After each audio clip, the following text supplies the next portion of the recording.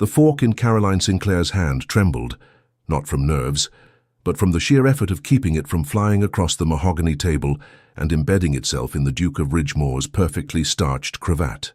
"Miss Sinclair," Ambrose Hartwell said, his voice carrying that particular tone wealthy men used when they believed themselves both clever and generous, "surely you agree that a woman's highest calling is to secure her family's future through an advantageous match." Caroline's mother tensed. Her father's knuckles whitened around his wineglass. Rosalind, dear gentle Rosalind, sat frozen beside the Duke, her face a porcelain mask, hiding a crumbling foundation. No one had told Caroline about tonight's dinner.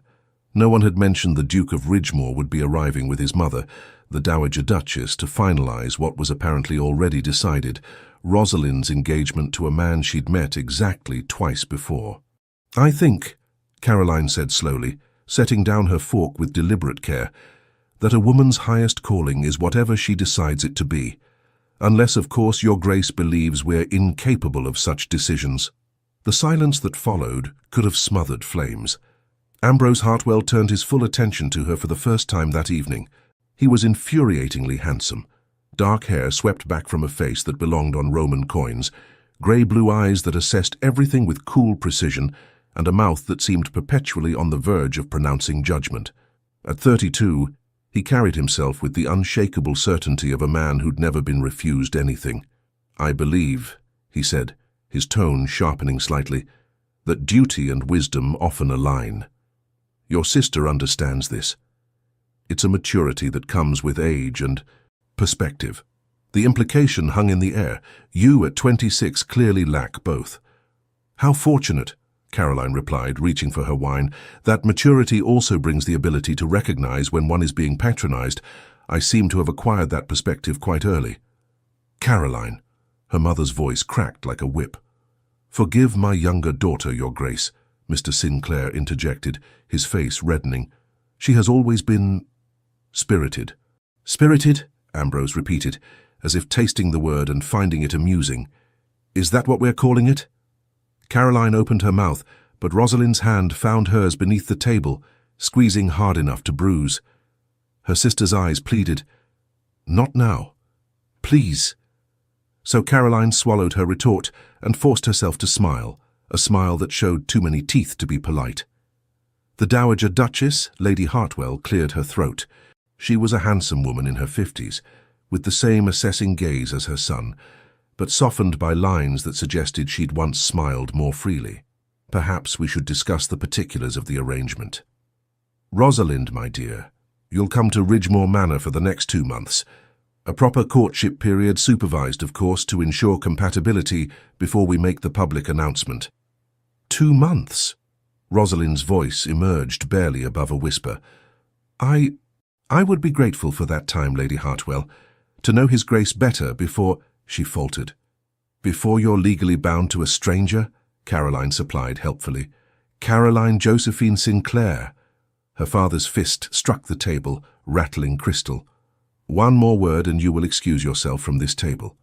"Perhaps that would be best," Ambrose said mildly. "Miss Caroline clearly has strong opinions about matches that don't concern her."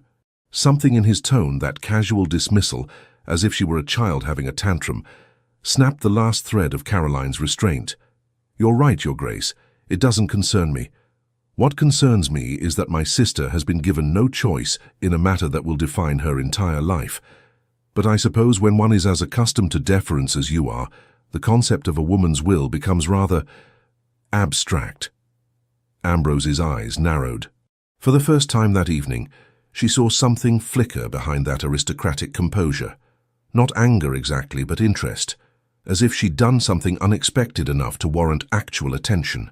"And you believe," he said softly, "that marriage should be about will, about individual desire rather than family obligation. I believe marriage should involve some measure of consent beyond resigned acceptance." "Caroline speaks from inexperience," her mother cut in desperately. "She has no understanding of how these arrangements work, how women are traded like livestock." Caroline stood, her chair scraping loudly. "You're right, Mother. I've never been particularly good at understanding that." She didn't wait to be excused. She walked out of the dining room with her spine straight and her hands shaking, leaving a wake of scandalized silence behind her. She made it to the garden before the tears came, not from sadness, but from pure, impotent rage. Rosalind was 28, beautiful, kind, everything society claimed to value in a woman. She was also desperately in love with David Brennan, a respectable man with a modest estate and no title, whom their father had forbidden her to marry because he wasn't ambitious enough for the Sinclair name. And now this, an arranged marriage to a duke who looked at people the way collectors examined acquisitions, assessing value, checking for flaws, deciding whether they were worth the investment. "I thought I might find you here." Caroline spun around. Rosalind stood in the garden entrance, her evening shawl wrapped tight despite the warm summer night. "I'm sorry," Caroline said immediately. "I know I made it worse. I just couldn't—" "I know." Rosalind crossed to her, taking both her hands. "I know, Caro. And part of me is grateful someone finally said it." "Then why are you doing this? Father can't actually force you to—" "Can't he?" Rosalind's smile was unbearably sad. "What choice do I have? If I refuse, I bring shame on the entire family. Father has made it clear David will never be acceptable, and if I defy him, he'll cut me off entirely. David has his pride. He'd never accept me as a burden, penniless and disgraced. So you'll marry the Duke instead. He's not cruel, Caro, just accustomed to getting what he wants. I can endure it. You shouldn't have to endure your own life." Rosalind pulled her into an embrace. 2 months, she whispered. "They're giving me 2 months at his estate before any public announcement. I asked for that time to get to know him, but really, you want to say goodbye to David. Is that so terrible?" Caroline held her sister tighter. "No, it's human. But Rosie, 2 months alone at the Duke's estate." "Not alone. That's why I came to find you." Rosalind pulled back, her eyes desperate. "Come with me. As my companion. Please. I can't do this without you. And if you're there, I'll find ways to see David, to have some final time with him before I accept my duty. But I need you there to help me, to be my ally." Every instinct screamed at Caroline to refuse. 2 months in the Duke of Ridgemore's company sounded like exquisite torture. But Rosalind's face held such fragile hope, such quiet devastation, that Caroline found herself nodding before she'd fully considered the implications. "Of course I'll come. I'd do anything for you. Even tolerate the Duke." Caroline managed a weak laugh. "I make no promises about tolerance, but I'll be there." Rosalind sagged with relief. "Thank you. And Caro, try not to antagonize him too badly. He's arrogant, yes, but he's also observant. Don't give him reasons to watch you too closely." But as they walked back toward the house, Caroline couldn't shake the memory of Ambrose Hartwell's eyes on her in that final moment before she'd left the dining room, not dismissive anymore, but sharp with something that might have been curiosity. She'd wanted him to see her as more than an inconvenient obstacle. She should have been more careful what she wished for. The journey to Ridgemore Manor took 4 hours by carriage, and Caroline spent most of them watching the landscape transform from the gentle hills of their estate to the more dramatic terrain of the Duke's holdings. Ridgemore sat on the edge of the Ashworth Valley, where ancient forests gave way to manicured grounds that spoke of generations of wealth and careful management. The manor itself was imposing, grey stone that caught the afternoon light, dozens of windows reflecting the sky, gardens that seemed to extend infinitely in every direction. It wasn't the largest estate Caroline had seen, but it was undoubtedly one of the most beautiful, with an understated elegance that suggested confidence rather than ostentation. "It's lovely," Rosalind murmured, though her voice held no enthusiasm. Lady Hartwell had travelled ahead in her own carriage and now stood on the front steps to greet them, the Duke beside her. Ambrose wore riding clothes that fit him with the precision of expensive tailoring, his dark hair slightly wind-tousled in a way that should have made him look dishevelled, but instead only emphasized his casual authority. "Miss Sinclair," he said, handing Rosalind down from the carriage with practiced courtesy. "Welcome to Ridgemore. I trust the journey was comfortable?" "Very much so, Your Grace, thank you." His gaze shifted to Caroline, and she saw his mouth quirk slightly, not quite a smile, but close. "Miss Caroline, how unexpected that you decided to join us." My sister requested my company, Caroline replied, accepting his offered hand with more force than necessary. I could hardly refuse. How devoted! His fingers were warm around hers, and he held her hand a fraction longer than propriety demanded. I do hope you'll find our country entertainment sufficiently engaging. I'd hate for you to be bored into further spiritedness. I'm sure I'll manage, Your Grace. I find antagonism remarkably stimulating. Caroline, Rosalind said weakly. Ambrose's smile widened genuinely this time. Then you've come to the right place. I've been told I'm quite irritating when I put my mind to it. Lady Hartwell cleared her throat. Perhaps we should show our guests to their rooms. I'm sure they'd like to refresh themselves before dinner. The chambers they'd been given were connected. Rosalind's was a spacious suite overlooking the rose gardens, while Caroline's was slightly smaller, but equally comfortable, with windows facing the eastern woods. A maid appeared almost immediately to help them unpack, and Caroline used the time to walk through to Rosalind's room. Her sister stood at the window, staring out at the gardens with the expression of someone memorizing a view before a long goodbye. 2 months, Caroline said softly. We'll make them count. Rosalind turned, and for a moment her composure cracked. David is staying with his cousin in Ashworth. It's only 10 miles from here.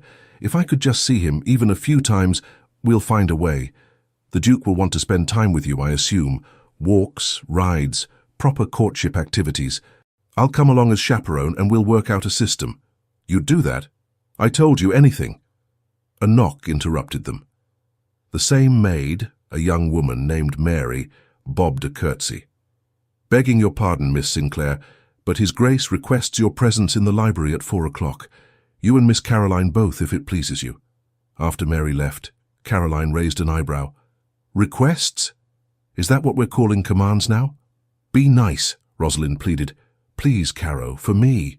So Caroline bit back her irritation and focused on dressing appropriately for an afternoon audience with a duke who probably wanted to establish the rules of engagement for the next 2 months. She chose a simple afternoon dress in pale blue, nothing designed to impress, but nothing that could be called defiant either. Rosalind wore lavender, which made her look ethereal and tragically romantic, like a heroine from a Gothic novel about to be locked in a tower. The library was exactly what Caroline expected, floor-to-ceiling shelves filled with leather-bound volumes, heavy furniture arranged for both comfort and intimidation, tall windows that flooded the space with golden afternoon light. Ambrose stood by one of those windows, a book in his hands, looking for all the world like he'd been arranged by an artist to demonstrate the pinnacle of aristocratic refinement. He glanced up as they entered, and Caroline caught the way his gaze swept over Rosalind with polite assessment, before landing on her with something sharper, recognition maybe, or challenge. Thank you for joining me, he said, setting the book aside. I thought it best we establish some expectations for the coming weeks. Please sit. They arranged themselves in chairs across from him, Rosalind with perfect posture and folded hands, Caroline with her spine deliberately relaxed in a way that suggested she was only sitting because she'd chosen to, not because he'd asked. Ambrose noticed. Of course he did. Miss Rosalind, he began, his tone gentler than Caroline expected. I want to be clear about my intentions. This arrangement was made by our families, but I have no desire to make you uncomfortable. I propose we spend these 2 months becoming acquainted, properly acquainted, not simply performing for our parents. Rides, walks, conversations. I'd like to know who you are beyond what society dictates you should be. Rosalind blinked, clearly surprised. That's very kind, Your Grace. It's practical. We'll be married for the rest of our lives. We may as well try to find common ground. He turned to Caroline. And you, Miss Caroline, will of course accompany us on these outings. As chaperone and companion to your sister. How thoughtful, Caroline said. You found a way to keep me close enough to ensure I can't cause trouble elsewhere. I've found a way, he corrected, to respect propriety while allowing Miss Rosalind the comfort of family, unless you'd prefer to remain in the manor while we explore the grounds. It was a trap, obviously. If she agreed, she'd be abandoning Rosalind. If she objected, she'd look petulant. I'm sure my sister would appreciate my company, Caroline said sweetly. And I do so enjoy long walks. The fresh air helps clear one's mind of irritation. Then we're agreed. Tomorrow morning we'll ride to the lake. The grounds are quite beautiful this time of year. I'm not sure I brought appropriate riding clothes, Rosalind began hesitantly. My mother anticipated that.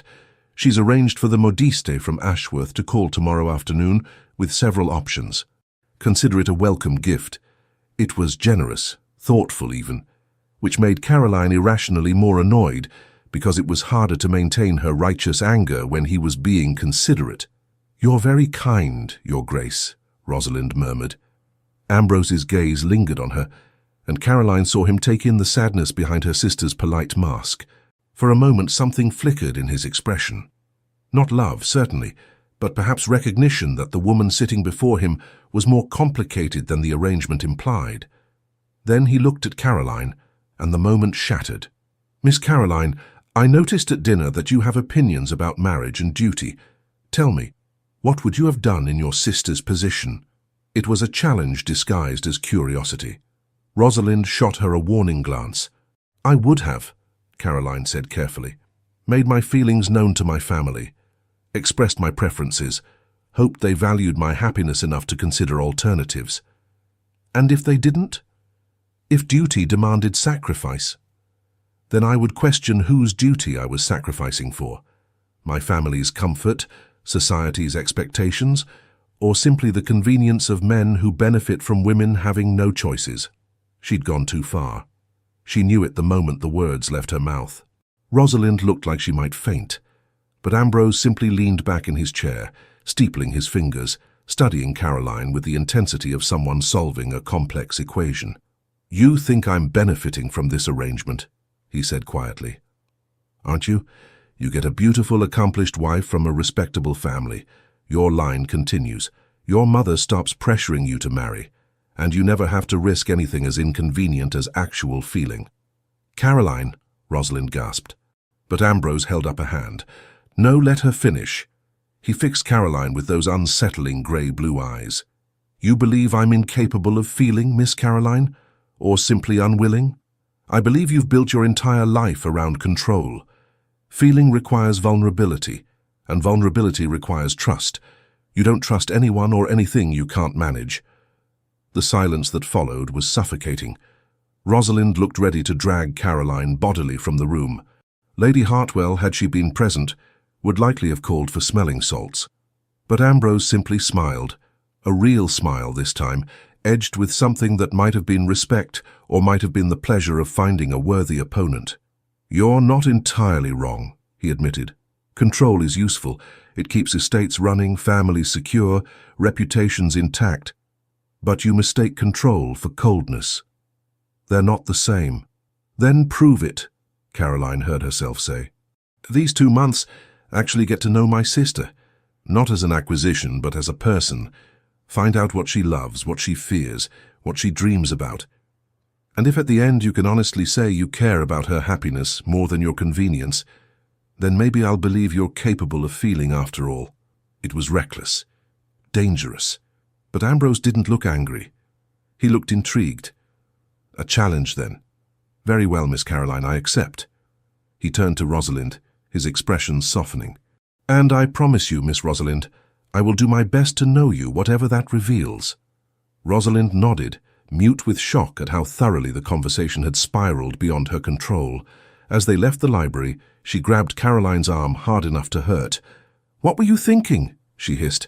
You practically dared him to actually court you instead of just going through the motions, Caroline finished. Isn't that better? Better. Caro, if he actually tries to know me, he might discover— She stopped, paling. That you're in love with someone else. Caroline squeezed her hand. We'll be careful. When he suggests outings, we'll use them. I'll be the buffer, the chaperone, the excuse. And when we get the chance, you'll slip away to see David. We'll make this work. But as they climbed the stairs to their rooms, Caroline couldn't shake the feeling that she'd just set something in motion that none of them could control, least of all her. The morning ride began exactly as Caroline expected, with awkwardness, forced conversation, and the overwhelming sense that she was intruding on something that wasn't quite a courtship, but wasn't quite anything else either. Ambrose had provided them with horses from his stable, a gentle mare for Rosalind, and a more spirited grey for Caroline that seemed designed to test whether she could actually ride or had simply been bluffing about enjoying it. She swung into the saddle with perhaps more aggression than necessary, which earned her a raised eyebrow from the Duke. "Careful, Miss Caroline. Artemis has strong opinions about riders who grip too tight. Then she'll appreciate my light touch, won't she?" Caroline settled her weight and the mare shifted beneath her, testing. Caroline relaxed fractionally, and Artemis calmed. "Well trained," Ambrose observed. "The horse or me?" "I haven't decided yet." They rode out through the eastern gates, following a path that wound through managed woodland before opening onto rolling meadows that sloped down toward a glittering lake. It was beautiful, almost offensively so, as if the landscape had been designed specifically to make romantic declarations inevitable. Ambrose rode beside Rosalind, pointing out landmarks and explaining the history of the estate with the ease of someone who'd given this tour 100 times. Rosalind smiled and nodded at appropriate intervals, but Caroline could see the tension in her sister's shoulders, the way her gaze kept drifting toward the horizon, as if David might materialize there through sheer force of will.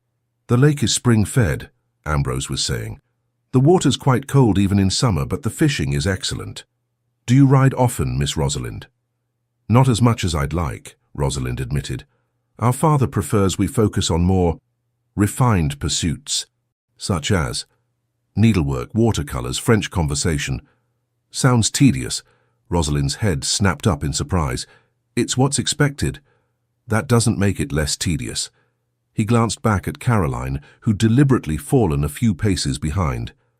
"Your sister seems to have more flexibility in her education. She quotes philosophy and argues political theory, neither of which are typical accomplishments for young women." "My sister is hardly typical," Rosalind said with a hint of warmth Caroline didn't expect. "No," Ambrose agreed, his tone impossible to read. "She's certainly that."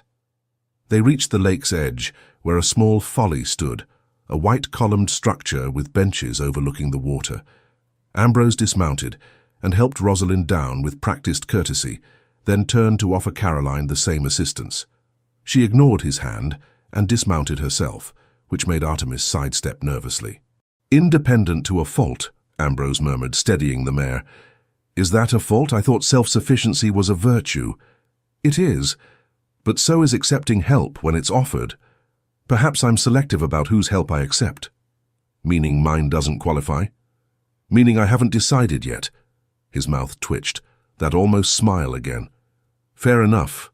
They settled onto the benches, Rosalind and Ambrose sitting across from each other, with Caroline positioned slightly to the side, playing chaperone, but feeling more like a third wheel. The conversation drifted towards safe topics: books, music, the upcoming season, and Caroline watched her sister navigate it with the skill of someone who'd been trained her entire life for exactly this kind of performance. But beneath the polish, Rosalind was somewhere else. Her smiles didn't quite reach her eyes. Her responses came a beat too late, as if she had to pull herself back from distant thoughts. Ambrose noticed. Caroline saw him notice. His questions became gentler, less probing, as if he sensed he was pushing against something fragile. "The modiste will arrive this afternoon," he said eventually. "I hope you'll find something to your liking.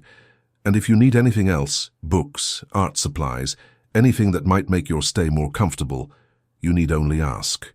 "You're very generous," Rosalind said softly. "I'm practical. Comfortable guests are happy guests, and happy guests are less likely to—" He glanced at Caroline. "'Cause dinner disasters." "That was one time," Caroline protested.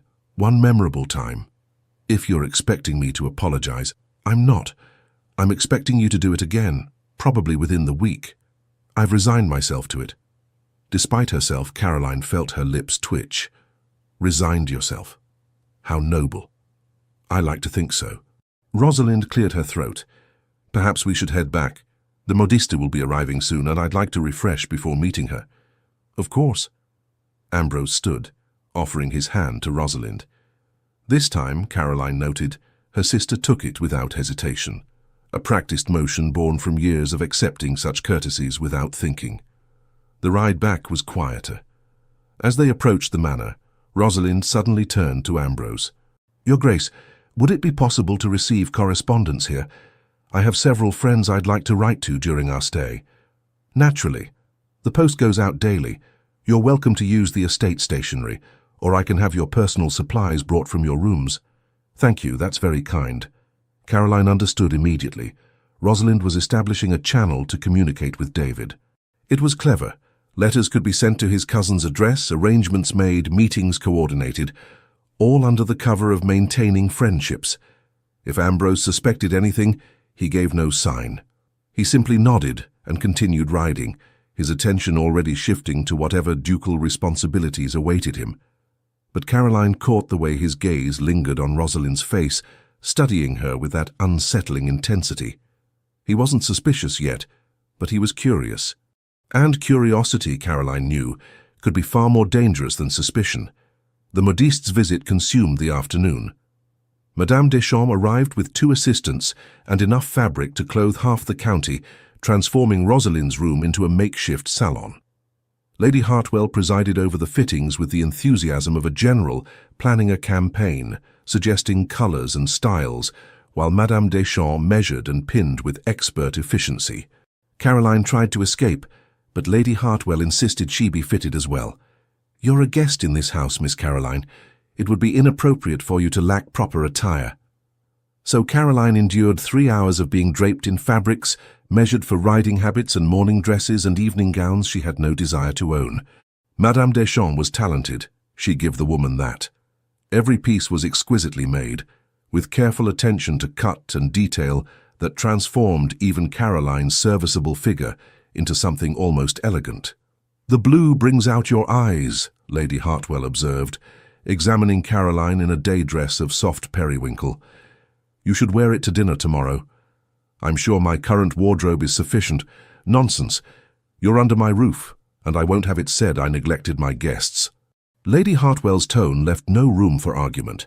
By the time Madame Deschamps departed, promising delivery of the finished pieces within the week, Caroline felt wrung out and vaguely resentful of the entire concept of fashion. Rosalind, however, looked energized. "I wrote to David," she whispered the moment they were alone. "Sent it with the post this afternoon. His cousin's estate is close enough for day visits. If I could just—" "We'll make it work," Caroline promised. "The Duke wants to spend time with you. We'll turn those outings into opportunities." "You're certain?" "Trust me." The next morning brought the first real test of their plan. Ambrose suggested a walk through the formal gardens after breakfast, and Rosalind immediately agreed. "But only if Caroline accompanies us. She's been admiring the roses." Caroline had said no such thing, but she played along, nodding enthusiastically. "They're quite remarkable." Ambrose's expression suggested he saw straight through the excuse, but he simply inclined his head. "Of course, the gardens are extensive. We'll meet in the entrance hall in an hour?" They did. Rosalind wore one of her new morning dresses, pale yellow that made her look like captured sunlight, and carried a parasol she definitely didn't need given the cloud cover. Caroline opted for practical green and no parasol, earning an amused glance from the Duke. "You prefer to face the elements directly, Miss Caroline?" "I prefer not to be encumbered by unnecessary accessories. An admirable philosophy, shall we?" The gardens were indeed extensive, a carefully designed progression from formal parterres near the house to wilder, more naturalistic plantings as they moved outward.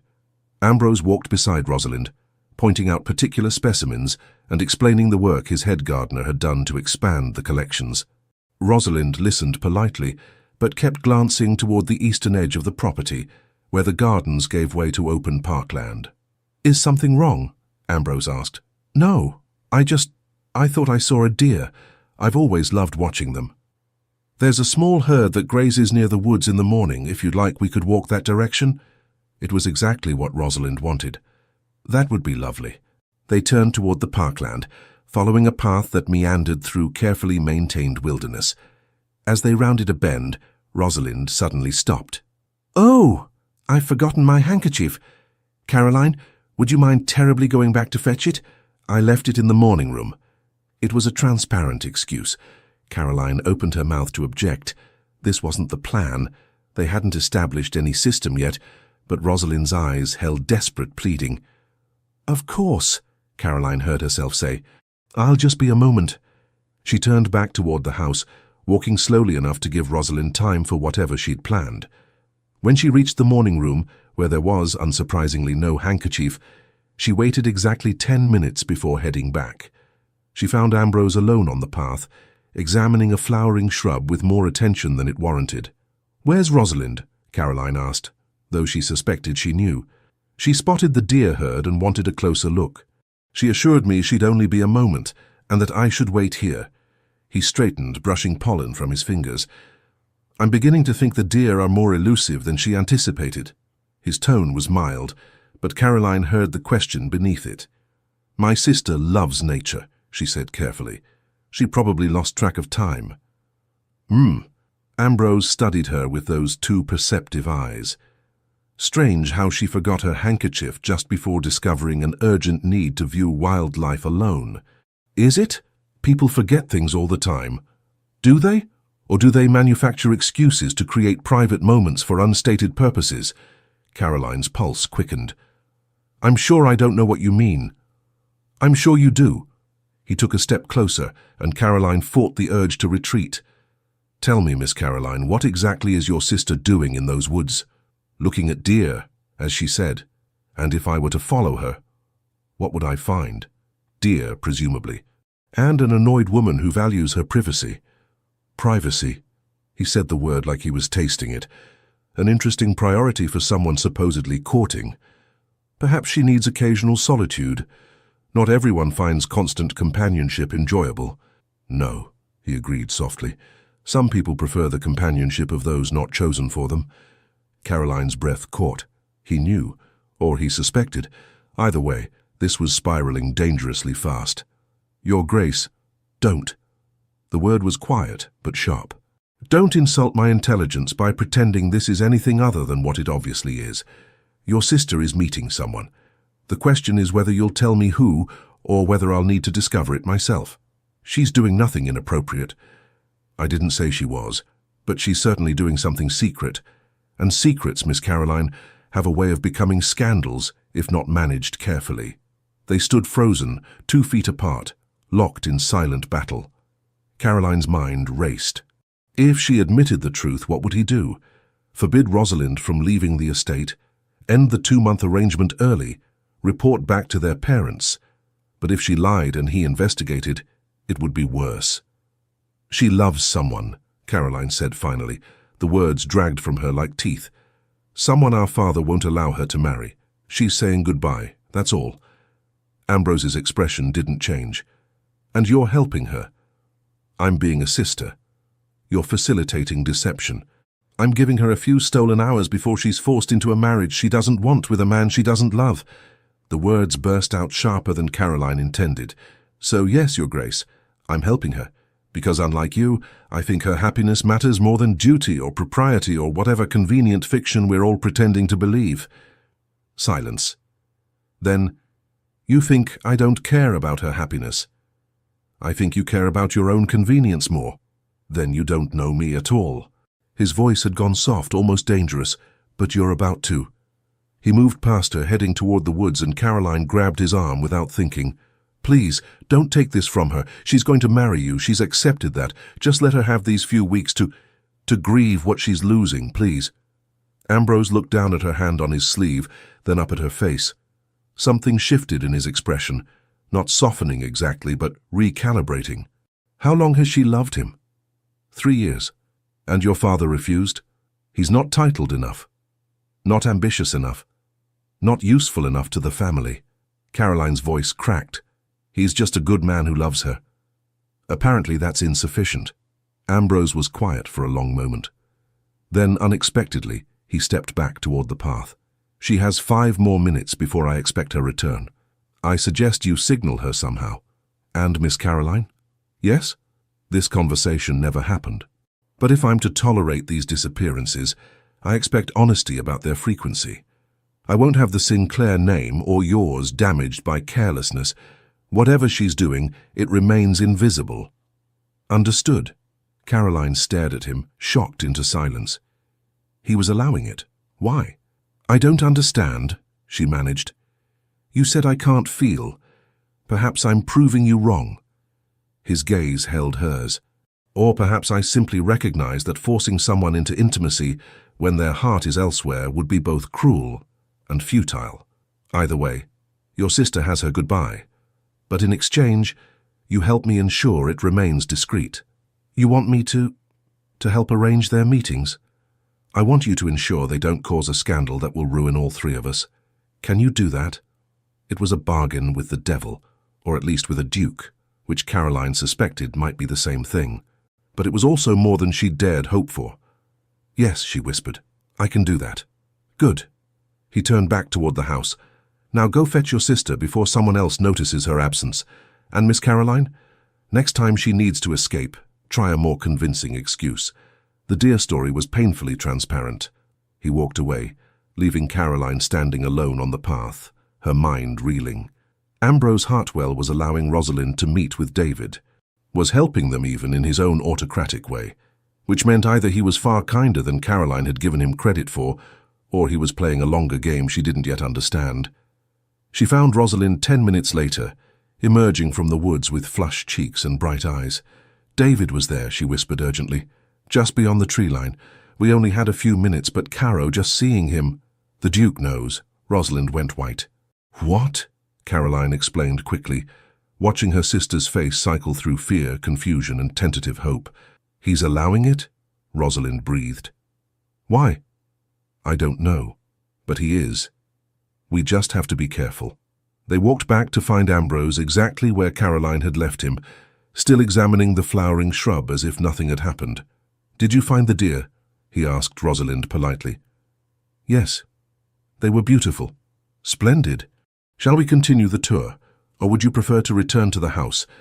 The house, I think, if that's acceptable. Of course. They walked back in loaded silence, and Caroline couldn't shake the feeling that she'd just witnessed something shift, though whether toward danger or something else entirely, she couldn't begin to guess. The next 3 days established a pattern that felt both surreal and fragile. Ambrose would suggest an outing, a ride, a walk, an exploration of some corner of the estate, and Rosalind would accept, always insisting Caroline accompany them. Within the first 20 minutes, Rosalind would manufacture some excuse to disappear, a forgotten item, an urgent need to return to the house, a sudden fascination with some distant feature of the landscape, and Caroline would be left alone with the Duke. It should have been unbearable. Instead, it was something else entirely. The first time Caroline tried to maintain hostile silence, but Ambrose, apparently deciding he'd tolerate the arrangement, but wouldn't pretend it wasn't happening, simply started talking about the estate, his responsibilities, the delicate balance of managing land and people, and expectations. You think it's easy, he said as they walked through the orchard, while Rosalind was allegedly checking on the health of a particular apple tree half a mile away. Being born to this, having every door open, every person defer. But it's a cage, Miss Caroline, a beautiful one, certainly, but still a cage. A cage you benefit from enormously. True, which doesn't make it less confining. He picked an apple from a low branch, examining it. Every choice I make affects hundreds of people. Every word I speak is analyzed. Every action judged. I can't afford mistakes, can't afford passion or recklessness or spontaneity. Everything must be controlled, measured, appropriate. That sounds lonely. He glanced at her, surprised. It is, but it's also necessary. Is it? Or is it simply what you've convinced yourself to believe because the alternative is too frightening? And what's the alternative in your view? Living? Actually living instead of just performing aristocracy? He laughed, a real laugh, rough and unexpected. Living. What an exotic concept. Mock me all you want. At least I know what I feel. Do you? He turned to face her fully. Or do you simply have the luxury of feeling without consequences? Your passions don't affect hundreds of tenants. Your mistakes don't jeopardize family legacies. You're free to be as spirited as you like because no one's survival depends on your restraint. It stung because it was partially true. Caroline's freedom was born from her lack of responsibility, her position as the younger daughter, who would never inherit, never rule, never have to choose between personal happiness and collective welfare. That doesn't make your choice right, she said quietly. It just makes it easier to justify. Perhaps. He bit into the apple, his gaze never leaving hers. Or perhaps I'm simply more honest about the trade-offs. You think I'm cold because I accept duty over desire. I think you're naive because you believe desire is enough. And what about my sister? Where does she fall in your philosophy of acceptable trade-offs? Your sister, he said carefully, is an admirable woman who deserves better than a husband who would force her to forget someone she loves. Then why agree to marry her? Because I need an heir. Because my mother has been pressing me for 5 years to secure the succession. Because your sister meets every requirement for a duchess, and your father was enthusiastic about the match. He paused. Because I never expected to love my wife, so it seemed irrelevant whether she loved me. The raw honesty of it left Caroline momentarily speechless. That's bleak, she managed. That's pragmatic. Love is for poets and romantics. Marriage is for dynasties. What a sad way to live. What a functional way to survive. He tossed the apple core into the grass. Your sister will appear in approximately 3 minutes, having supposedly inspected every tree in the orchard, despite lacking any agricultural expertise whatsoever. We should head back toward the house so her timing seems plausible. He was right. Rosalind emerged exactly when he predicted, slightly breathless and wearing an expression of forced innocence that wouldn't have fooled a child. But Ambrose simply smiled and offered her his arm. Find anything interesting? The trees are very healthy. How fortunate. Caroline and I were just discussing philosophy. Oh. Rosalind glanced between them nervously. Your sister believes I'm living in a cage of my own making. I believe she's living in a delusion of consequence-free emotion. We've agreed to disagree. That sounds civil? Astonishingly so. He guided them toward the house. I've invited several neighbors to dinner tomorrow night. Nothing formal, but I thought it might be pleasant for you to meet the local families. Rosalind tensed. A dinner party? A small one. My mother insisted. Apparently keeping you hidden away would fuel speculation. Of course. Rosalind's voice had gone flat again, that practiced politeness that meant she was screaming internally. Thank you, Your Grace. Caroline watched her sister retreat behind perfect manners, watched Ambrose notice and choose not to push, and felt something twist uncomfortably in her chest. He was allowing Rosalind to see David, was giving her this space to grieve and adjust. It was more than Caroline had expected, more than she'd dared hope for. So why did it make her feel worse? The dinner party was exactly as excruciating as Caroline anticipated. 8 guests, local gentry, a baronet and his wife, the vicar, and a widow named Mrs. Pemberton, who spent the entire first course explaining her daughter's accomplishments in exhausting detail. Caroline sat between the vicar, a kindly man who seemed genuinely interested in discussing theology, and a young man named Thomas Blackwood, who couldn't quite hide his disappointment at being seated next to the younger Sinclair sister, instead of the one reportedly engaged to the Duke. Rosalind, positioned beside Ambrose at the head of the table, played her role flawlessly, attentive without being effusive, charming without being forward, exactly what a future duchess should be. No one watching would guess her heart was 10 miles away, with a man she'd never be allowed to marry. Caroline tried to focus on the vicar's gentle questions about her reading preferences, but her attention kept drifting to Ambrose. He was in his element here, commanding without dominating, drawing out conversation, ensuring everyone felt included and valued. This was what he'd been trained for, managing people, creating harmony, wielding social grace like a weapon that left everyone better off without quite realizing they'd been disarmed. It should have been insufferable. Instead, it was mesmerizing. Miss Caroline? She jerked her attention back to the vicar, who was looking at her with concern. I'm so sorry. I was distracted. I asked if you enjoyed poetry. His Grace mentioned you had strong opinions about Byron. I never... She caught Ambrose's gaze across the table. He was listening to Mrs. Pemberton, but watching Caroline, that almost smile playing at his lips. Yes, I think Byron is brilliant but exhausting. All that passionate suffering becomes tedious after the first 100 pages. The vicar laughed. A fair assessment, though I suspect the suffering is rather the point. Then perhaps the point is overrated. From the head of the table, Ambrose's voice carried over the general conversation. Miss Caroline believes emotional restraint is undervalued in modern literature. I've been trying to convince her that passion has its place. Every head turned toward her. Caroline felt her face heat. I believe, she said carefully, that feeling everything intensely is exhausting, for the person feeling and everyone around them. But feeling nothing at all, Ambrose countered, his gaze locked on hers, is rather tragic, don't you think?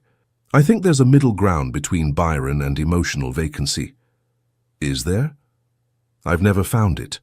Something in his tone made the conversation feel less like dinner party banter and more like a private argument, continuing across a crowded room. Caroline was suddenly acutely aware that everyone was watching them, including Rosalind, whose expression had gone carefully blank. Perhaps, Caroline said lightly, your Grace simply hasn't been looking in the right places. Perhaps you're right. He lifted his wineglass in a slight salute before turning back to Mrs. Pemberton. Now, you were telling me about your daughter's watercolors? The conversation moved on, but Caroline couldn't shake the feeling that something had shifted. Ambrose was watching her when he thought she wasn't looking, and worse, she was watching him back. After dinner, the ladies withdrew while the men remained for port. Lady Hartwell organized them in the drawing room, and Caroline found herself cornered by Mrs. Pemberton. Such a fortunate match for your sister, the woman gushed. The Duke is quite the prize. Every young lady in 3 counties had hopes. How devastating for them, Caroline said neutrally. And you, my dear? Any prospects? I know a lovely young man from Ashworth, merchant's son, but quite respectable. Perhaps I could arrange an introduction. That's very kind, but Caroline prefers to remain unattached. Rosalind cut in smoothly, rescuing her. She values her independence. How modern, Mrs. Pemberton sniffed. Though independence is cold comfort in old age, I always say. Then it's fortunate, Caroline replied, that I find cold comfort preferable to warm misery. Mrs. Pemberton looked scandalized, but before she could respond, the men rejoined them. Ambrose immediately gravitated toward Rosalind, and Caroline watched them settle into a corner for what appeared to be private conversation. Her sister looked exhausted, her smile worn thin. She's quite lovely, a voice said beside her. Thomas Blackwood had appeared with 2 glasses of wine. Your sister. He's very fortunate. Yes, Caroline agreed, accepting the wine. He is. Though I confess I find you far more interesting. Caroline blinked. I'm sorry? You say what you think. It's rare. Refreshing, even. He smiled, and it was nice enough. Open, uncomplicated. Would you walk with me in the conservatory? I'd love to hear more of your thoughts on poetry, especially the tedious suffering. She should have said no, should have stayed visible, should have maintained propriety. But Rosalind was occupied, and Caroline desperately needed space from a room that felt increasingly suffocating. That would be lovely, she heard herself say. They slipped into the conservatory, a glass-roofed addition filled with exotic plants and the thick scent of humid earth. Thomas proved pleasant company, educated, witty, with none of the aggressive flirtation she'd expected. They discussed books and music and the absurdities of social expectation, and Caroline found herself genuinely enjoying the conversation, until a voice cut through from the doorway. Miss Caroline, a word, if you please. She turned to find Ambrose standing silhouetted against the drawing-room light, his expression unreadable. Thomas straightened immediately. Your Grace, we were just discussing— I'm sure you were. If you'll excuse us, Blackwood. I need to speak with Miss Caroline regarding her sister. It was a dismissal disguised as courtesy. Thomas had no choice but to bow and retreat, casting Caroline an apologetic glance. The moment he was gone, Ambrose stepped into the conservatory, closing the door behind him. Regarding my sister? Caroline asked coolly. That was a creative excuse. I needed to speak with you. About? About the fact that you disappeared into a private room with a man you've known for 3 hours. Caroline's temper flared. And? I'm not the one engaged. I'm not the one who needs to maintain a spotless reputation for dynastic purposes. Or have you decided to police my behavior as well as my sister's? I'm trying to protect you from gossip. I don't need your protection. I need— She stopped, breathing hard, surprised by her own vehemence. What? Ambrose demanded, stepping closer. What do you need? I need people to stop treating me like I'm Rosalind's shadow. I need to stop spending every moment facilitating a courtship between my sister and a man who's too controlled to admit he might actually care. I need... What? He was very close now, close enough that she could see the flecks of darker blue in his eyes, close enough to feel the heat radiating from him. Tell me. I need you to stop looking at me like that. Like what? Like you're... She broke off, furious at herself for stuttering. Like I'm what, Caroline? The use of her first name, stripped of its formal miss, hit like a physical thing. Like you see me, she whispered. Not as Rosalind's sister or a convenient chaperone or a spirited inconvenience, just me. His hand came up, almost touching her face before dropping back to his side. I do see you. God help me, I can't seem to stop seeing you. The air between them felt charged with something dangerous and impossible. Caroline's breath caught. This couldn't happen. He was meant for Rosalind. This arrangement, these 2 months, were supposed to be about giving her sister time with David, not this. Your Grace, don't. His voice was rough. Don't retreat behind formality now. What else am I supposed to do? You're engaged to my sister. I'm not engaged to anyone. Not yet. Not officially. He ran a hand through his hair, disrupting its perfect arrangement. And your sister is in love with another man. We both know this arrangement is a fiction. A fiction you agreed to. A fiction that protects her reputation and gives her these weeks to say goodbye. I can't. Caroline backed toward the door. This conversation never happened. Caroline, no. She reached for the handle. You made a bargain. 2 months for Rosalind to have her goodbye. And in exchange I help keep it discreet. That's all this is, that's all it can be. She fled before he could respond, slipping back into the drawing room where Rosalind was deep in conversation with the vicar. Her sister glanced up, concern flickering across her face at whatever she saw in Caroline's expression, but Caroline shook her head slightly. Later, the rest of the evening passed in a blur of forced conversation and careful avoidance. Caroline positioned herself strategically to never be in Ambrose's direct line of sight, never alone, never anywhere that might invite private discussion. When the guests finally departed and Lady Hartwell retired for the evening, Caroline practically ran to her room. She made it exactly 3 steps inside before collapsing onto the bed, pressing her palms against her eyes. She was attracted to him. Worse, she was interested in him. The man who was supposed to marry her sister, who represented everything Caroline claimed to despise about arranged marriages and duty over feeling. And yet, when he'd looked at her in that conservatory, when he'd said he couldn't stop seeing her, a soft knock interrupted her spiral. Rosalind slipped in without waiting for an answer. What happened? Her sister sat beside her, taking Caroline's hands. You looked devastated when you came back from the conservatory. Did His Grace say something to upset you? No, yes, I don't know. Caroline laughed weakly. Rosie, this is a disaster. Tell me. So Caroline did. Haltingly, shamefully. The weeks of being left alone with Ambrose, their arguments that felt more like courtship, the way he watched her, the way she'd started watching him back, the conservatory confrontation, his admission, her retreat. Rosalind listened without interrupting, her expression shifting from concern to surprise to something Caroline couldn't quite read. Oh, Caro, she said finally. I know. I'm terrible. He's meant for you, and He was never meant for me. Rosalind squeezed her hands. Not really. This arrangement was always about duty and expectation, not about actual compatibility. And I've been so focused on David that I didn't notice what was happening between you two. Nothing's happening. Nothing can happen. But you want it to. What I want is irrelevant. You need this arrangement. You need these 2 months. I need my sister to be happy. Rosalind's eyes were bright, and for the first time since this nightmare began, I'm seeing a possibility where maybe both of us could be. Rosie, no. Father would never allow me to marry the Duke. You're the elder. You're the one he chose. Father chose a Duke. Any Duke. And if Ambrose prefers you... She paused. Does he prefer you? I don't know, maybe. It doesn't matter. We can't betray you like this. You're not betraying me. I'm giving you permission. No, I'm practically begging you. If the Duke wants you instead of me, if that means I can marry David—" Her voice cracked with hope. "We could both be free, Caro. Both of us could have what we actually want. Father will never agree. Then we make him agree, or we don't tell him until it's too late to change." Rosalind stood, pacing. "The Duke has power, social standing.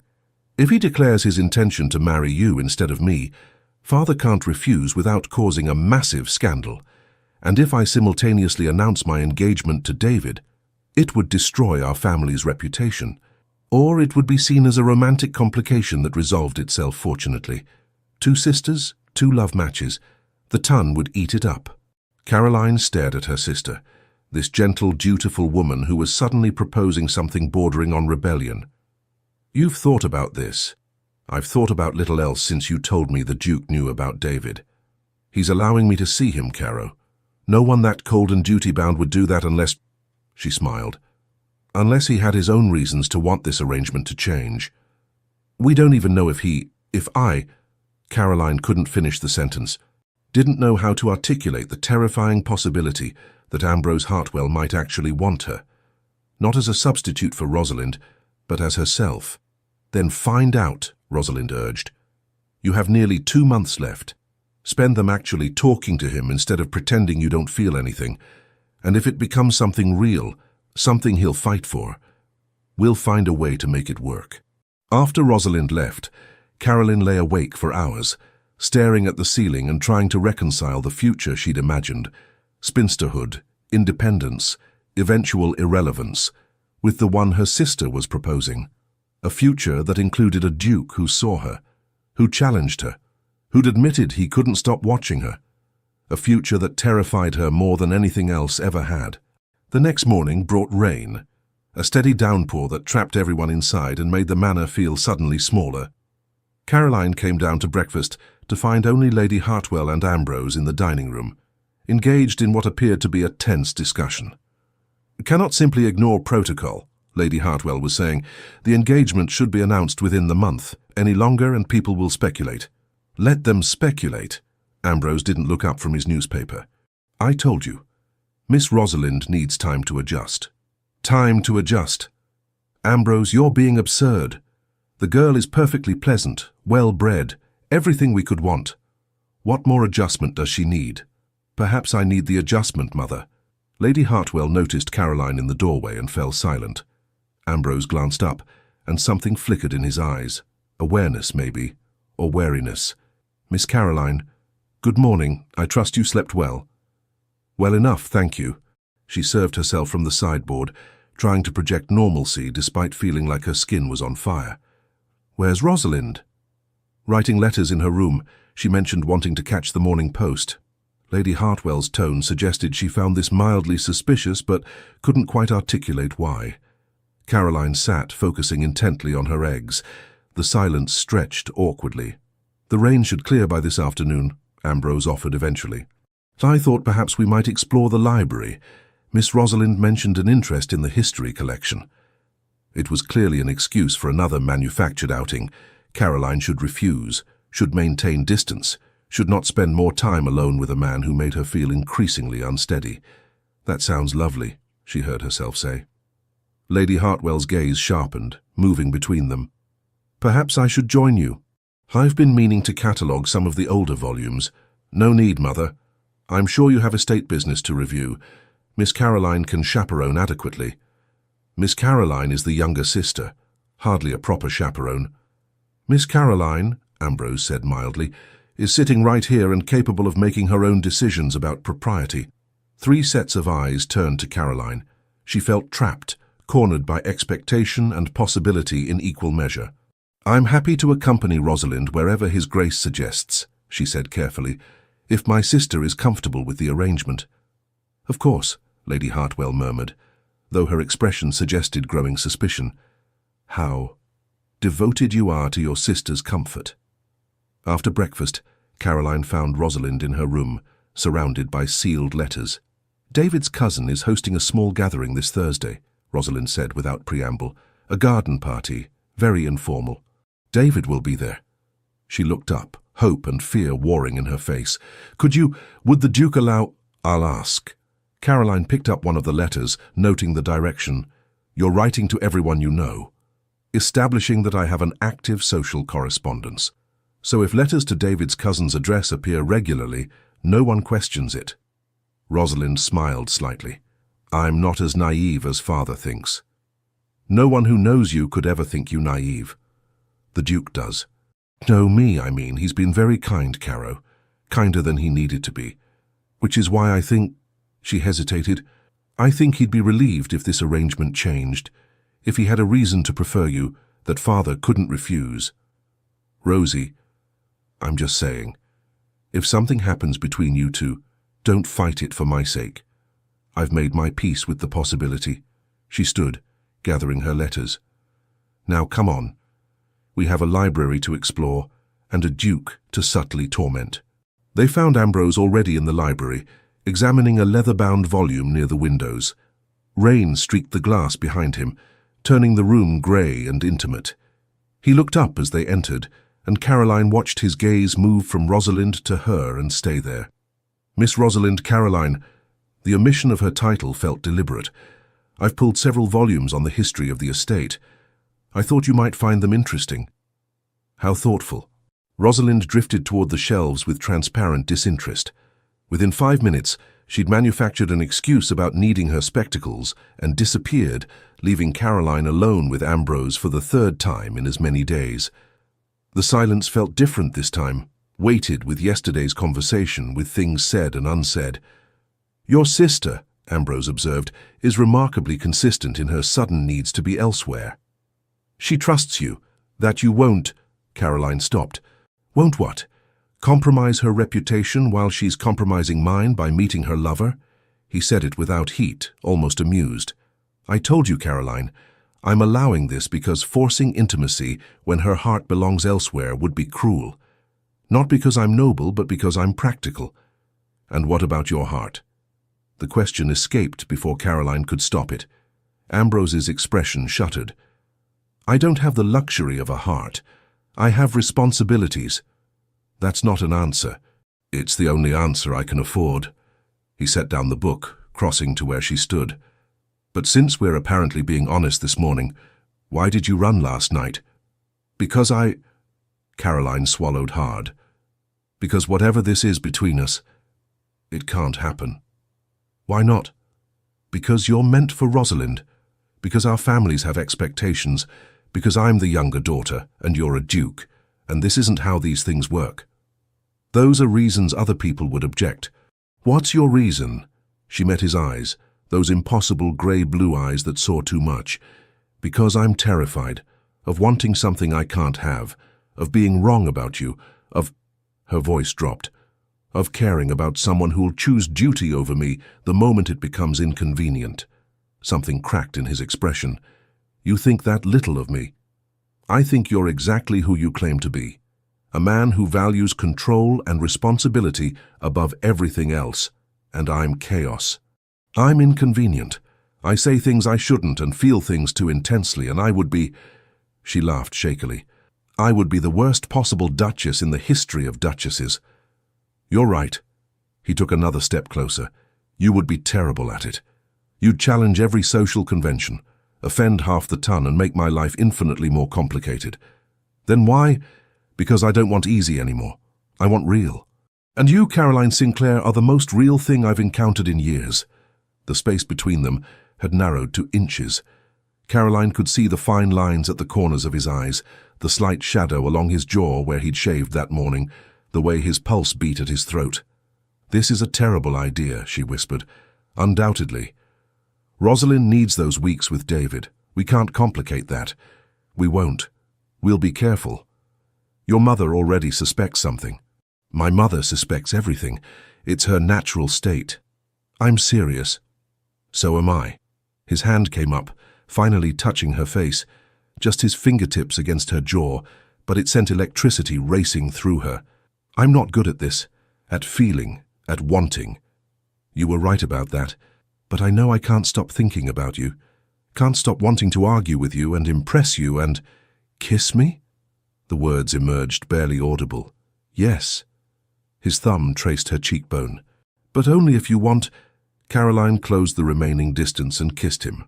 It was nothing like she'd imagined, not controlled or careful or ducal. He kissed like a man starving, his hands coming up to frame her face, tilting her head to deepen the kiss until Caroline forgot where they were, forgot everything, except the taste of him and the way he made a rough sound in his throat when she gripped his shoulders. When they finally pulled away, both flushed and unsteady, reality crashed back with uncomfortable force. "That shouldn't have happened," Caroline said shakily. "No." Ambrose rested his forehead against hers. "It absolutely shouldn't have. We can't do this again. We can't." Neither of them moved. Ambrose, "I know." He stepped back, putting deliberate space between them, and Caroline felt the loss like a physical ache. "We'll be careful. We'll maintain appearances. We'll give Rosalind her time with David. But Caroline," his voice roughened, "I meant what I said. I see you, and I don't know how to stop." "Then don't," she heard herself say. "But we have to be smart about this. No one can know. Not yet. Not until we figure out how to convince your father to accept a change in plans without destroying both our families' reputations."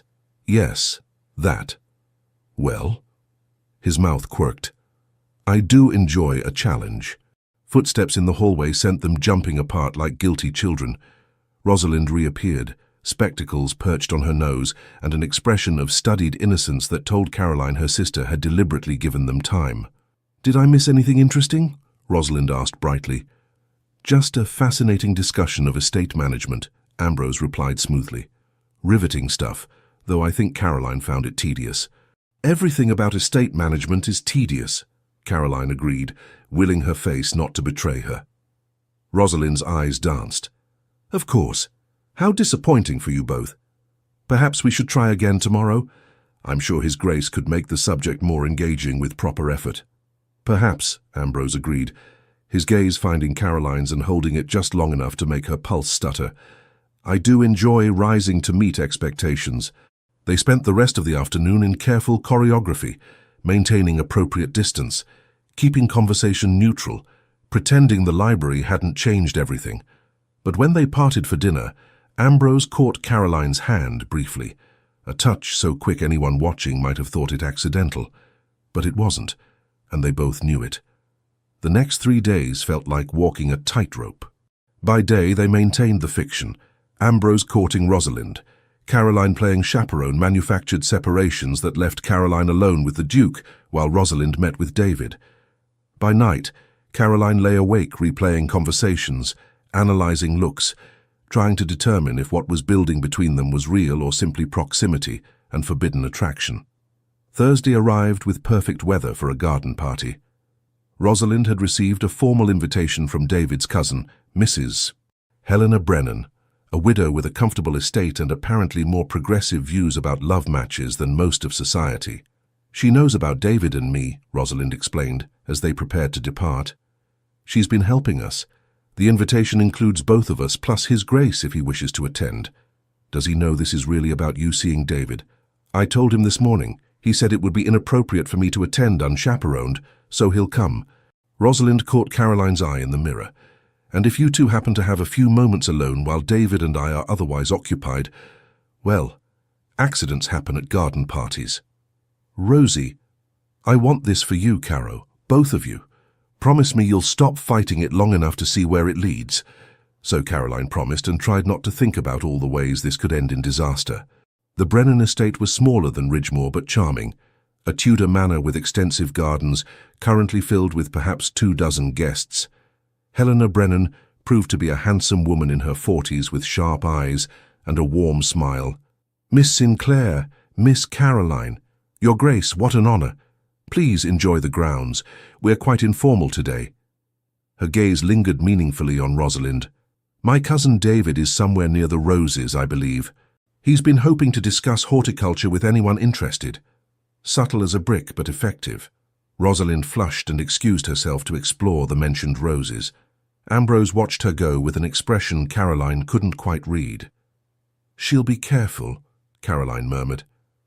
"I know. Helena's garden has several secluded corners, very convenient for private conversations about Horticulture. He offered his arm. Shall we appear to chaperone while actually doing nothing of the sort? They drifted through the party, exchanging pleasantries with other guests, but gravitating steadily away from the main gathering. Caroline was acutely aware of Ambrose beside her, the warmth of his arm under her hand, the way he subtly steered them toward quieter areas, the occasional glance that made her breath catch. They ended up in a walled garden, overgrown with climbing roses and largely forgotten by the main party. Ambrose led her to a bench shaded by an arbor, and for a moment they simply sat, listening to distant conversation and birdsong. I spoke with my mother this morning, Ambrose said finally. She's pressing for an announcement. Thinks we've waited long enough. Caroline's stomach dropped. What did you tell her? That Miss Rosalind deserves the full 2 months we promised. That rushing would be disrespectful. He paused. She asked if I was developing cold feet. Are you? About marrying your sister? Yes. About wanting something real instead of convenient? Also yes, but in a different way. He turned to face her. Caroline, I need to know. Is this just rebellion for you? A way to defy expectations? Or is it something more? The directness of the question left her momentarily speechless. I don't know, she admitted finally. I know I think about you constantly. I know when I'm alone with you, everything else disappears. I know you frustrate me and challenge me and make me want to be, she struggled for words, braver. But whether that's love, or just attraction, or just the thrill of doing something forbidden, then we figure it out, together. His hand found hers, their fingers lacing. I'm not good at this, Caroline, at vulnerability, at risking, but I'm willing to try if you are. And if my father refuses, if he demands you marry Rosalind as planned, then I tell him no. He said it simply, as if refusing a marquess was no more complicated than declining tea. I told you I don't want easy anymore. I want real. And if that means fighting your father, society, and half the ton, then that's what I'll do. You'd really? He kissed her. Slower this time, deliberate, a promise instead of desperation. When they broke apart, Caroline found herself half in his lap, his arms solid around her, her hands tangled in his hair. We should stop, she managed. We should, he agreed, making no move to release her. Someone could see, Helena's guests are occupied. Rosalind is with David. No one's looking for us. Your mother is at Ridgemore, thankfully oblivious to her son's catastrophic decision-making. He pulled back just enough to meet her eyes. Stay, just for a few more minutes. Let me pretend this is simple. So Caroline stayed, curled against him in the dappled shade, and let herself imagine a future where this wasn't complicated or forbidden or impossible. They eventually returned to the party, carefully timed to arrive from different directions. Rosalind appeared shortly after, her face glowing in a way that had nothing to do with sunshine. David Brennan was nowhere visible, but Caroline caught him watching from across the garden, a man in his early 30s with kind eyes and an expression of such profound longing it hurt to witness.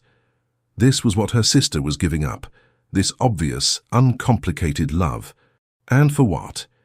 The possibility that Caroline and Ambrose might convince their families to accept a change in plans that would seem capricious at best, scandalous at worst. On the carriage ride back to Ridgemore, Rosalind sat between them, practically vibrating with suppressed emotion. The moment they were private enough, she turned to Ambrose. Thank you, Your Grace, for allowing me this afternoon. You've been kinder than I had any right to expect. I've been practical, he corrected gently. And honestly, Miss Rosalind, I think we need to discuss our situation frankly, all three of us. Rosalind tensed. Caroline's hand found hers. I know you're in love with David Brennan, Ambrose continued, and I know your father will never approve the match. I also know, he glanced at Caroline, that my feelings have become complicated. You care about my sister, Rosalind said. It wasn't a question. Yes. Which puts us in a rather delicate position. He leaned forward, elbows on knees. Your father expects me to marry you. My mother expects the same. Society certainly expects it. But none of us want this arrangement to continue as planned. So what do we do? Caroline asked. We make them believe it's their idea. Or failing that, we make refusal impossible without catastrophic scandal. He looked between them. I can declare my preference for Caroline. Make it public, make it real. That would force your father's hand. Refusing a duke who's explicitly chosen his daughter would be humiliating, but it would also mean dragging both your reputations through society gossip. And if we don't, Rosalind asked quietly, then I marry you. You spend your life miserable, and David spends his waiting for something that will never come. His voice softened, and Caroline spends hers watching it happen, hating me for choosing duty over her. The truth of it hung in the carriage like smoke. There's another option, Rosalind said slowly. I could misbehave, create enough scandal that you'd be forced to withdraw. Then you could honorably pursue Caroline instead, and I'd be considered too damaged for proper marriage, which would force father to accept David. Absolutely not, Ambrose and Caroline said simultaneously. You'd be ruined, Caroline continued. No one would. I don't care about society. I care about David. And you. And none of us being trapped in lives we don't want. There has to be another way, Ambrose said firmly.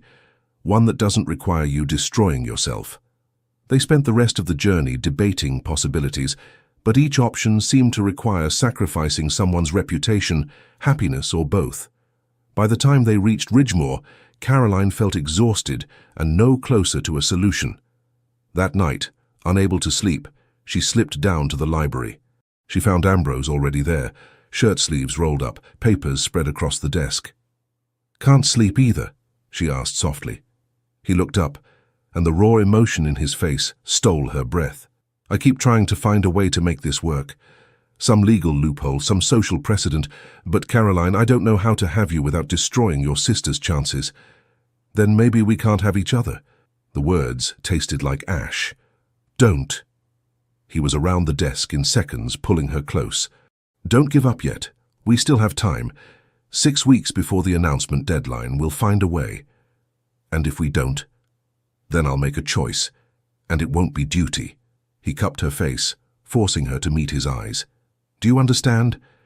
If it comes down to doing what's expected or fighting for what I want, I choose you, every time, even if it costs you everything. Especially then. She kissed him, pouring everything she couldn't say into it, fear and hope and desperate, terrifying love. They stumbled backward, until she was pressed against the bookshelf, his body warm and solid against hers, his hands tangled in her hair, a throat cleared from the doorway. They sprang apart like burned. Lady Hartwell stood there, fully dressed despite the late hour, her expression carefully neutral. I came to retrieve a book, she said mildly, but it seems the library is occupied. Mother, no, don't bother explaining. I'm not blind, Ambrose. I've watched you these past 2 weeks. The way you watch Miss Caroline, the way you don't watch Miss Rosalind. She sighed. This is a disaster. Lady Hartwell, please, Caroline began. Hush, child. I'm thinking. Lady Hartwell crossed to the window, staring out at the moonlit gardens. You've formed an attachment to the wrong sister, the younger, less suitable sister. Meanwhile, the one you're supposed to marry is apparently in love with someone else. Yes, Ambrose, I know about David Brennan. I have better spies than you give me credit for.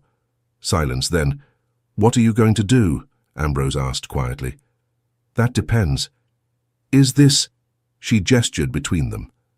Is this real? Or is it merely lust and proximity?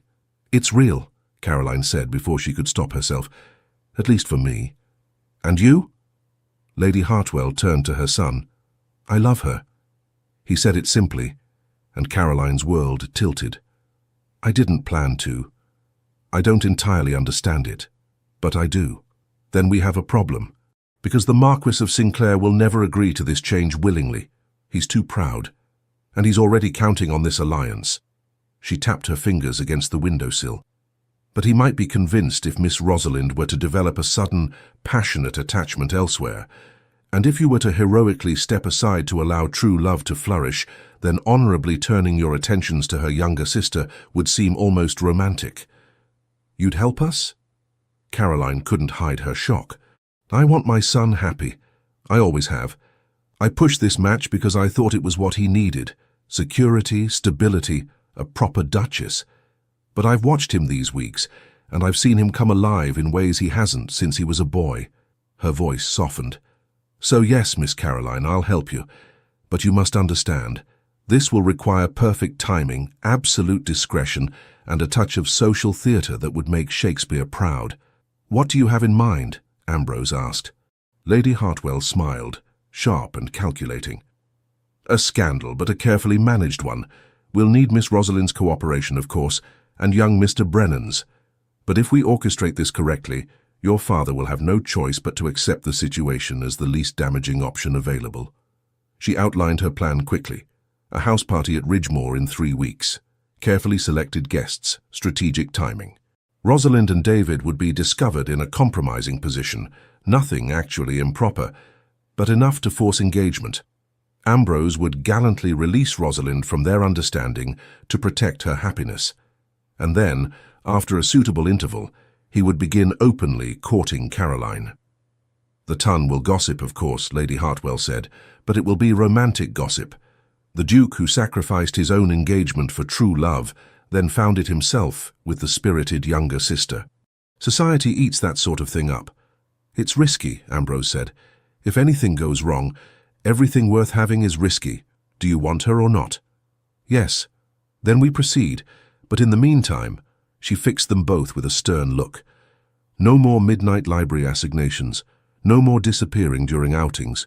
We cannot afford even a whisper of scandal before we're ready to manage it." "Understood." They nodded. "Good.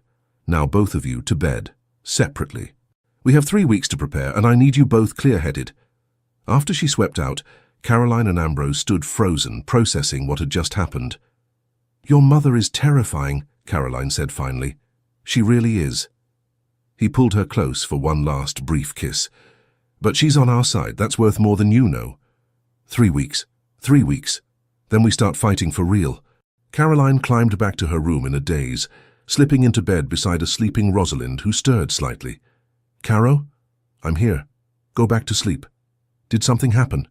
"Yes, something good. I'll tell you tomorrow."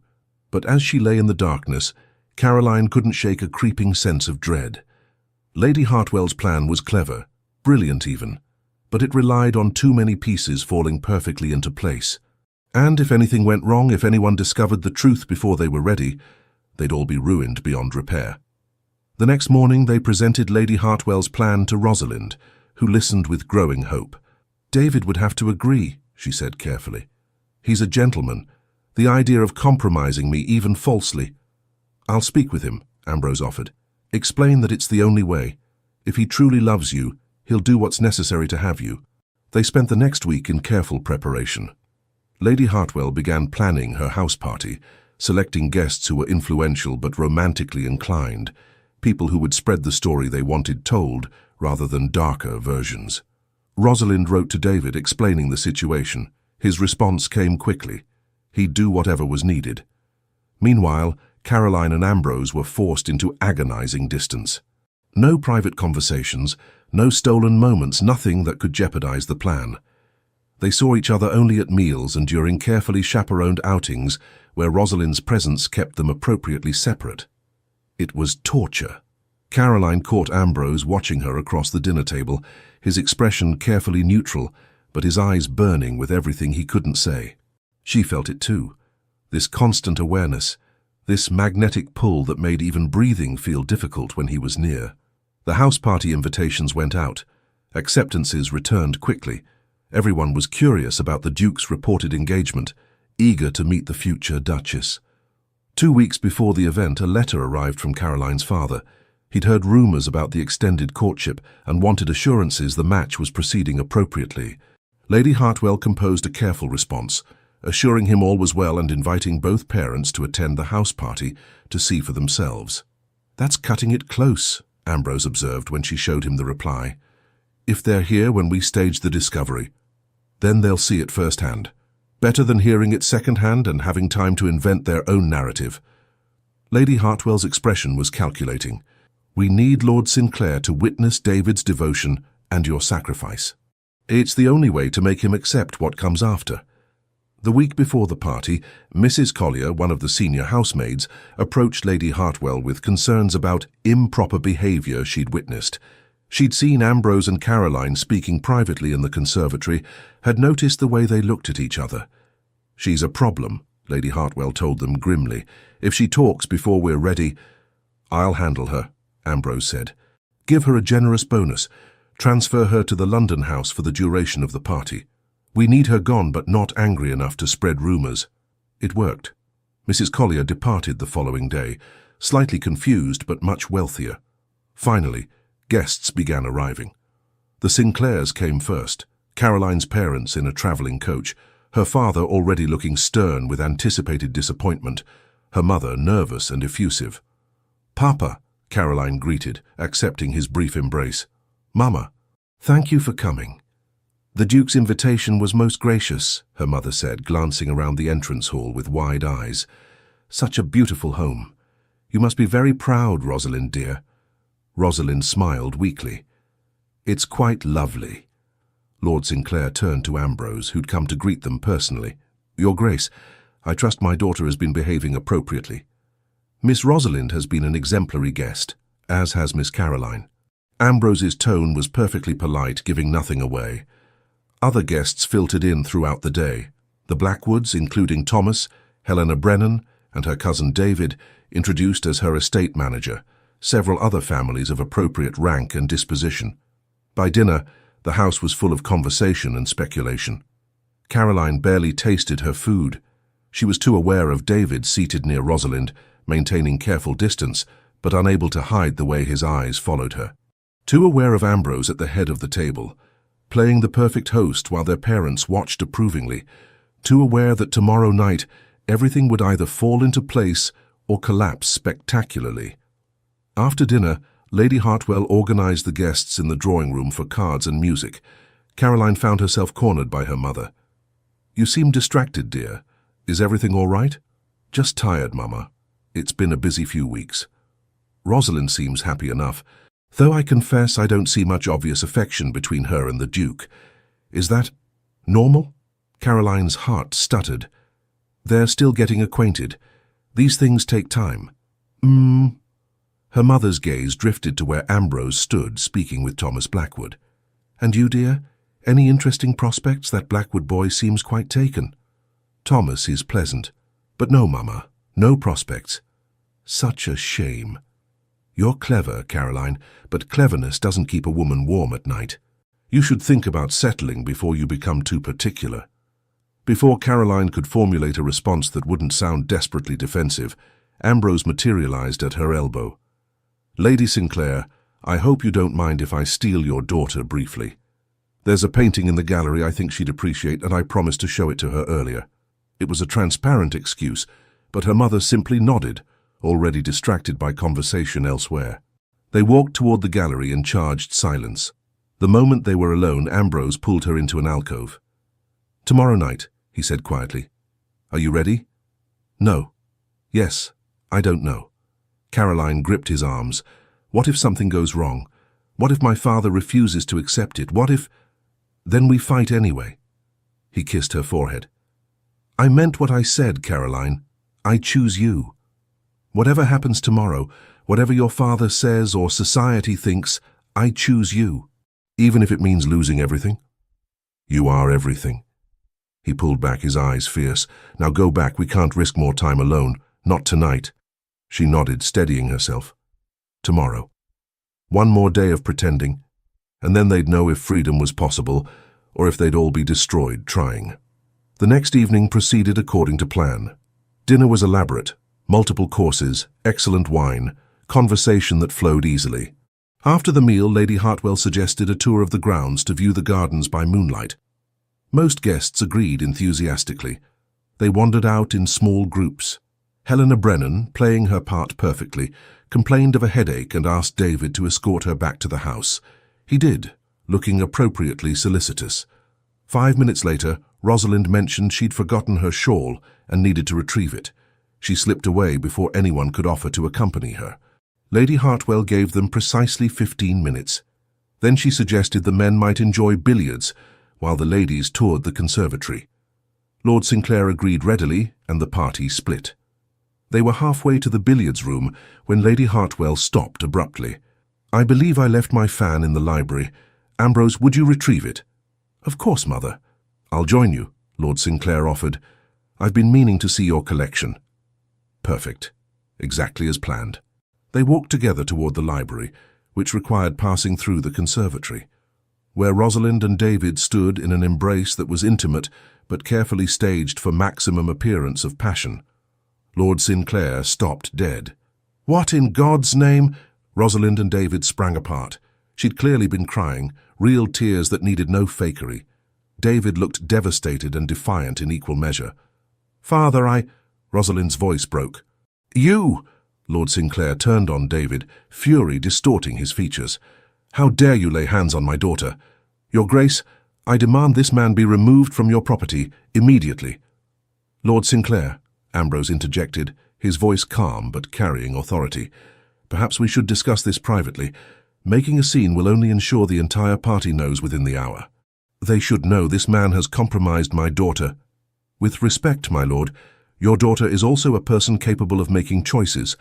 Perhaps we should hear what she has to say before deciding anything. They adjourned to the library.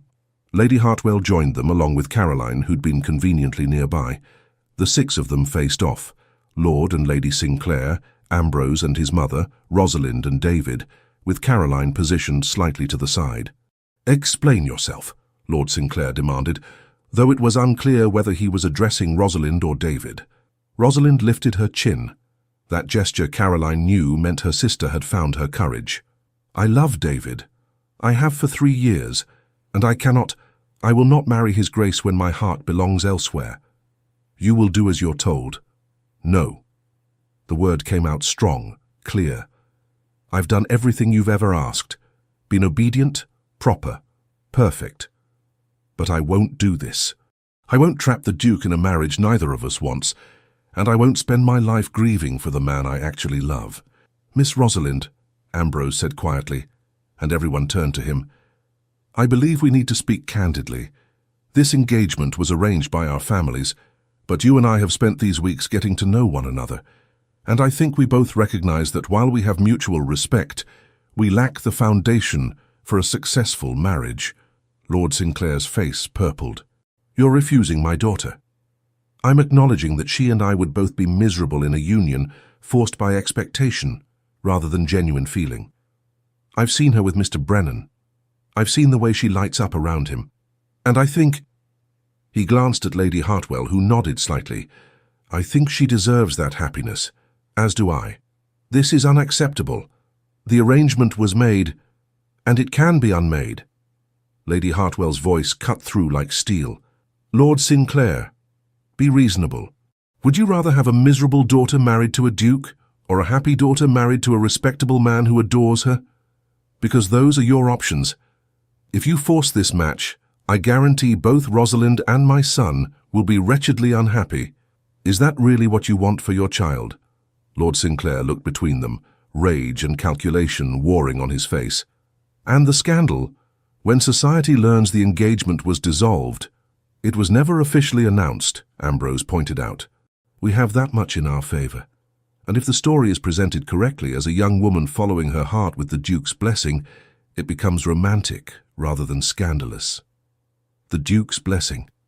Lord Sinclair's tone was venomous. How remarkably convenient for everyone, except you've now publicly refused my daughter, which makes her appear unwanted. Then allow me to want her. David stepped forward, and Caroline saw his hands shaking but his voice steady. I know I'm not titled. I'm not wealthy. I can't offer her a manor or a fortune or social prominence, but I can offer her a life built on actual love, a home where she's valued for herself, not her family connections. And if you'll allow me that honor, Lord Sinclair, I swear I will spend every day ensuring she never regrets choosing me over a duke. The silence stretched agonizingly. Lady Sinclair touched her husband's arm.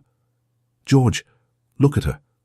Rosalind was crying openly now, her hand clasped in David's. She looked terrified and hopeful, and more alive than Caroline had seen her in years. Please, Papa, Rosalind whispered, let me be happy. Just this once, let me choose my own happiness. Lord Sinclair deflated slightly. This is a disaster. The expectations, the agreements, can all be managed, Lady Hartwell assured him. I'll ensure the story is told correctly. By the time London hears about this, it will be a romantic tale of true love triumphant, with my son as the noble duke who stepped aside. Your daughter's reputation will be intact, perhaps even enhanced. Everyone loves a love story. And what about Caroline? Lady Sinclair asked suddenly. She's been here witnessing all this, helping facilitate. She stopped, eyes widening. You knew, didn't you, Caroline? You've been helping them meet. Every eye turned to Caroline. Yes, she admitted. I helped my sister have a few stolen hours with the man she loves before being forced to marry someone else. I'm not sorry. You should be, her father snapped. You've aided deception, compromised your own reputation. I've helped my sister survive, Caroline shot back. And if that makes me improper or scandalous or whatever else you want to call it, so be it. At least I can look myself in the mirror. Caroline, Ambrose's warning came too late. No, I'm done pretending. Done watching everyone I love be miserable, because society demands it. If you want to disown me for that, father, then do it. But don't you dare blame Rosalind for having the courage to choose happiness over duty. Lord Sinclair looked ready to explode. But before he could speak, Ambrose stepped forward. Actually, my lord, there's something else we need to discuss. About Caroline. Caroline's heart stopped. What about her? Lord Sinclair demanded. I'd like your permission to court her. Properly, publicly, with the intention of marriage. The room erupted. Absolutely not, Lord Sinclair roared. You just rejected my elder daughter for being inconvenient, and now you think I'll hand over the younger? You must think me a fool. I think you want both your daughters happy, and I think, if you're honest, you'll admit Caroline deserves the choice Rosalind is getting. She deserves nothing. She's been complicit in this deception from the start. She's been loyal to her sister, something I find admirable rather than condemnable. Ambrose's voice never rose, but it carried absolute authority. Lord Sinclair, I'm not asking your permission as a courtesy I can discard. I'm asking because I respect Caroline too much to court her against her family's wishes. But make no mistake, I will court her. The only question is whether I do so with your blessing or without it. This is insanity. Lord Sinclair turned to his wife. You see what your daughters have done. They've made a mockery of what, George? Lady Sinclair's voice was quiet but firm. Of your plans? Your social ambitions? Look at them, really look. Rosalind loves that man, and he clearly worships her. And his grace. She glanced at Ambrose, then at Caroline. His grace is looking at our younger daughter the way every woman hopes to be looked at. Is that really so terrible? She's unsuitable. She's argumentative and improper and...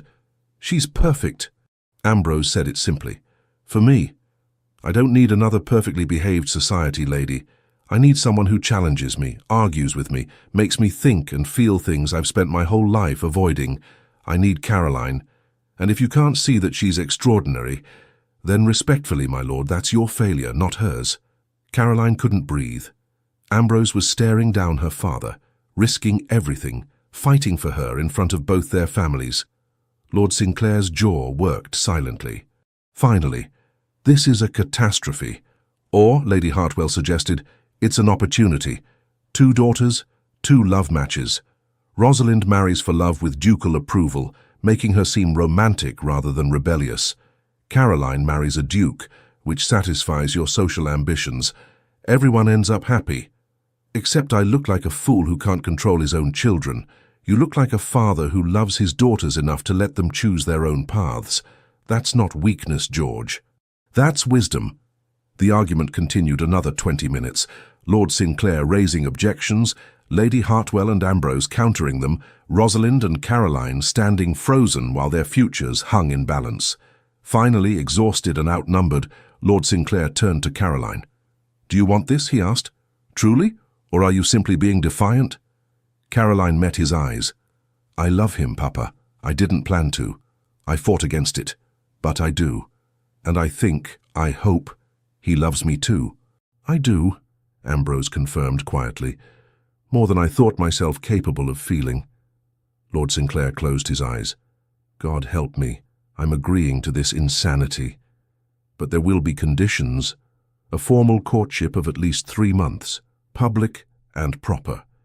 If at any point either of you changes your mind, The arrangement ends with no recriminations. And Caroline. He fixed her with a stern look. If you marry him, you will conduct yourself as a duchess should. No more of this spirited impropriety. I make no promises about propriety, Caroline said honestly, but I promise to try to be the wife he deserves, even if she's not the wife society expects. That's all I can reasonably ask for, I suppose. He sighed heavily. Very well. You have my permission. God help us all. The rest of the house party passed in a blur of careful announcements and managed reactions. Lady Hartwell handled the guests with masterful precision, framing the situation exactly as she'd promised. Rosalind and David's love had become undeniable. The Duke had gallantly stepped aside, and his subsequent attachment to Caroline was a fortunate development that left everyone satisfied. The guests ate it up. By the time they departed, they were already composing the letters they'd send to London, the stories they'd tell at their own dinner parties.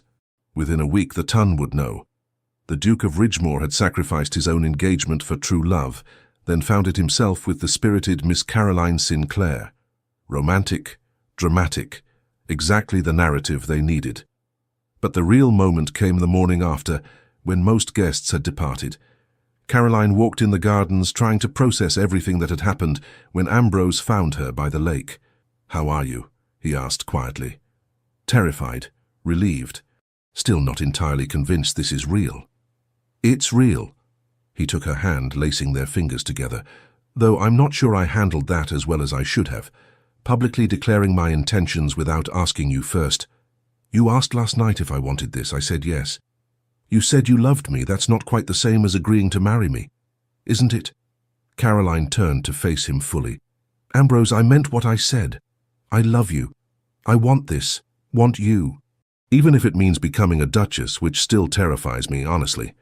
"You'll be terrible at it," he said, but he was smiling. "You'll offend people and ignore protocol and drive my mother to distraction." "Probably. And I'll love every minute of it." He pulled her closer, his forehead resting against hers. 3 months, your father demanded. 3 months of proper courtship before I can actually propose. Do you have any idea how long that's going to feel? An eternity, at least. He kissed her softly. But we'll do it properly. No more stolen moments, no more secret meetings. I want everyone to know exactly how I feel about you.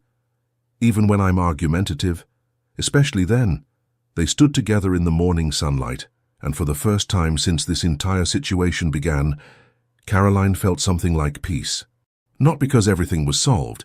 There would still be society to navigate, expectations to manage, a wedding to plan that would undoubtedly be complicated and overwhelming. But because for the first time in her life, she'd chosen something for herself, and the man she'd chosen was choosing her back. The next 3 months unfolded with surprising smoothness.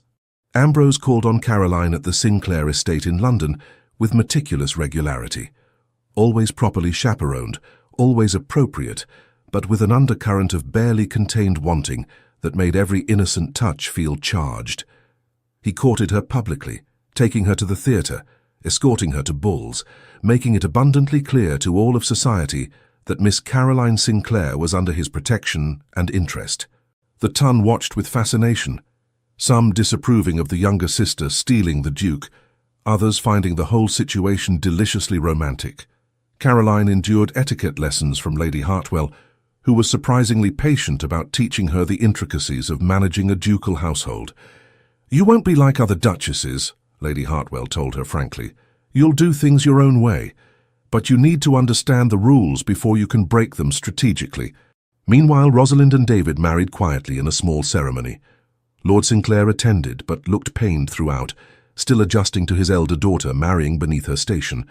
But watching Rosalind glow with happiness seemed to soften him slightly. "At least one of my daughters followed her heart to a reasonable conclusion," he muttered to Caroline after the ceremony. "And the other is marrying a duke," Caroline pointed out. "Surely that's acceptable, if you can manage not to embarrass us all, perhaps."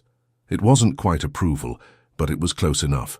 3 months to the day after Lord Sinclair had grudgingly given his permission, Ambrose proposed formally. He did it at Ridgemore in the library where they'd first kissed, with a ring that had belonged to his grandmother. "I love you," he said simply. kneeling before her with none of his usual composure. "You've made me feel things I never thought I'd feel, want things I never thought I'd want. You've remade my entire understanding of what a life could be. So please, Caroline, will you marry me?" She pulled him to his feet and kissed him instead of answering with words. When they finally broke apart, both breathless and grinning, he raised an eyebrow. "Is that a yes?" "That's an enthusiastic yes, though I should warn you, I'm going to be a terrible duchess." "I'm counting on it." They were married in early autumn at the village church near Ridgemore. It was smaller than a ducal wedding should have been. Caroline had insisted on intimacy over spectacle, but it was perfect. Rosalind served as matron of honor, radiant and pregnant with her first child. David stood with them, accepted now if not quite embraced by the Sinclair family. Lord Sinclair walked Caroline down the aisle with an expression that managed to be both proud and slightly bewildered, as if he still couldn't quite understand how his difficult younger daughter had ended up here. But when Ambrose took Caroline's hand at the altar, when he looked at her like she was the only person in the world, even Lord Sinclair seemed to recognize that perhaps love was worth the chaos after all. Epilogue. 18 months later, Caroline stood in the Ridgemore Library, reviewing correspondence with the same efficiency Lady Hartwell had once displayed. She'd adapted to being a duchess in her own way, maintaining the estate with competence while refusing to pretend she enjoyed half the social obligations that came with the title. The ton had learned to accept her. Some still whispered about the unconventional duchess who spoke her mind and occasionally horrified dinner guests with radical opinions.